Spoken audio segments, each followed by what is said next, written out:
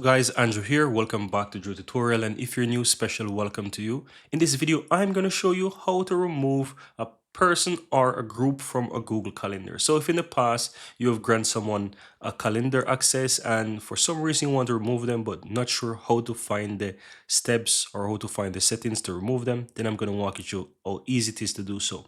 So as you can see here, I'm on my computer here, guys.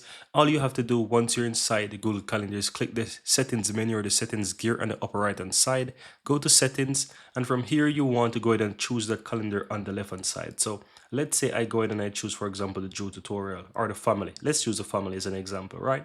And you select this calendar and you want to remove someone. So once you select the calendar, you'll be under the calendar settings. Scroll down to where it basically gives you the access permissions and events. You'll find the people who you add to it, and all you have to do is either change the permissions that you want to give to them. That could be somehow of a restriction, or you can just simply click the X towards the right hand side and that person will be removed. And that's it. You don't even have to click save, nothing else needed. And that's it, guys. Very easy and very simple.